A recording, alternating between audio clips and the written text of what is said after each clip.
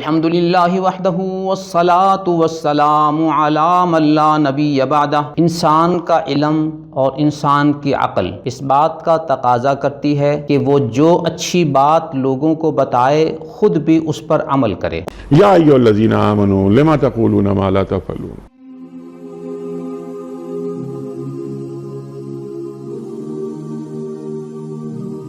قرآن کریم میں سورہ صف کی آیت نمبر 2 میں اس بات کی ترغیب بھی دی گئی ہے اور ایسا نہ کرنے والوں کو ناپسندیدہ نظر سے دیکھا گیا ہے۔ ارشاد ربانی ہے، یا ایھا الذین آمنوا لما تقولون ما لا تفعلون، اے ایمان والو جو تم کہتے ہو وہ کرتے کیوں نہیں۔ اس اصول کی روشنی میں آج ہم اپنے دور کے ایک میڈیا اسکالر کے قول و عمل کو پرکھتے ہیں۔ دور حاضر میں ہمارے ایک میڈیا اسکالر جو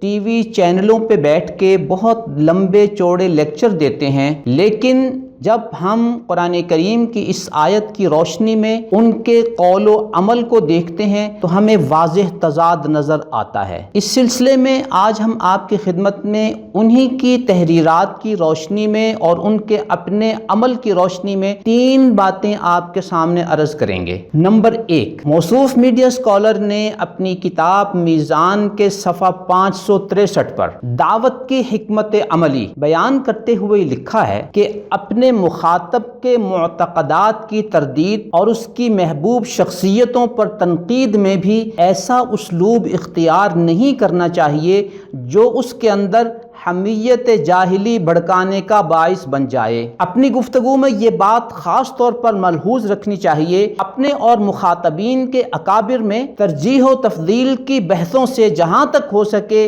گریز کیا جائے۔ یہ اصول بظاہر بڑے سنہری ہیں، بڑے خوبصورت ہیں، لیکن عام طور پر ہمارے معاشرے کو ایسے اسکالرز سے یہ شکوہ رہتا ہے کہ آپ چینلوں پہ بیٹھ کے بڑی خوبصورت باتیں کرتے ہیں، لیکن جب وہ ذمہ داری آپ پر آن پڑتی ہے تو آپ اپنے ہی اصولوں سے گریز کرتے ہوئے نظر آتے ہیں۔ بعینی اسی طرح ہمارے اس میڈیا اسکالر کا اگر آپ آئندہ کلپ سن لیں گے تو آپ کو اندازہ ہو سکے گا کہ موصوف کے قول و عمل میں کتنا تضاد ہے۔ تو یہ بیچارے جن کا یہ آپ مقدمہ بیان کر رہے ہیں، یہ تنہا اگر تو مجرم قرار دینا ہے تو میں اس سے برات ظاہر کرتا ہوں، اور اگر سب کو قرار دینا ہے تو پھر یہ سب کو قرار دے دیں، سب کو ایک ہی لاٹھی سے آنکھیں۔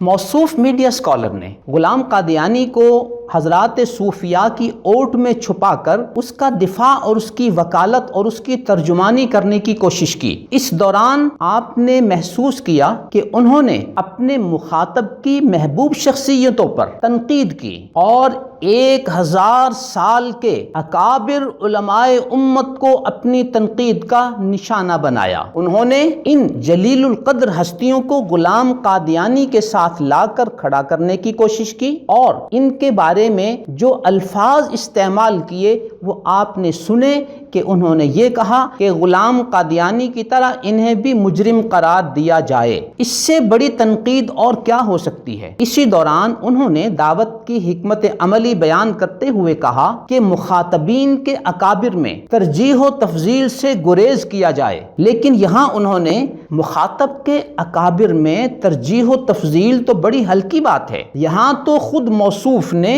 ان اکابر امت کو غلام قادیانی کے ساتھ کھڑا کرنے کی جسارت کی ہے اور انہیں غلام قادیانی کی طرح مجرم قرار دینے کا مطالبہ کیا ہے، اور ان کے لیے یہ الفاظ استعمال کیے ہیں کہ سب کو ایک ہی لاٹھی سے ہانکو۔ موصوف میڈیا اسکالر کے قول و عمل میں تضاد کی دوسری مثال خود ان کی اپنی تحریر اور ان کے اپنے عمل کی روشنی میں ہم آپ کو یہ بتاتے ہیں کہ انہوں نے اپنی کتاب میزان کے صفحہ 573 پر داعی یعنی دین کی دعوت دینے والا اس کی خصوصیات بیان کرتے ہوئے یہ کہا کہ استدلال کا الزامی طریقہ کبھی اختیار نہیں کرتے، یعنی وہ بحث و استدلال میں یہ غلطی کبھی نہیں کرتے کہ جہاں ان کی کسی بات پر اعتراض ہو انہوں نے فوراً اسی قسم کی مثالیں اپنے مخاطب کے عقیدے و مذہب سے بھی پیش کرنا شروع کر دیں۔ دوسری بات وہ کہتے ہیں استدلال کا یہ طریقہ چونکہ ہر لحاظ سے غلط ہے، مزید لکھتے ہیں اس سے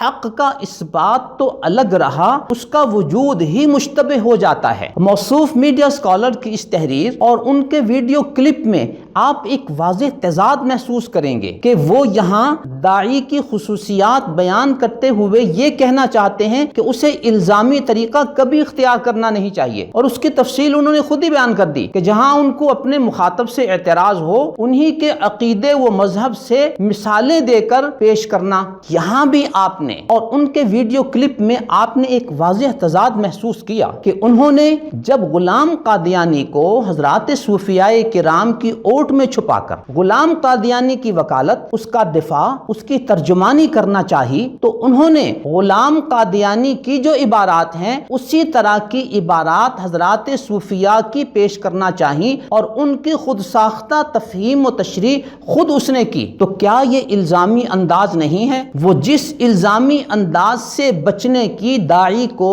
ترغیب دے رہے ہیں، خود ہی اسی الزامی انداز کو اپنے اس ویڈیو کلپ میں انہوں نے اختیار کیا۔ یہ ان کے قول و عمل کا ایک واضح تضاد ہے۔ موصوف میڈیا اسکالر نے اپنی تحریر میں لکھا کہ استدلال کا یہ طریقہ چونکہ ہر لحاظ سے غلط ہے، جب یہ الزامی انداز کا استدلال اسے وہ خود غلط قرار دیتے ہیں، تو جب انہوں نے حضرات صوفیاء کی عبارات سے الزامی انداز میں استدلال کرنے کی کوشش کی تو خود ان کی اپنی تحریر کی روشنی میں ان کا یہ انداز استدلال غلط ہو گیا یا نہیں؟ یقیناً غلط ہو گیا۔ نظروا للطيبة ونور طه يسطعون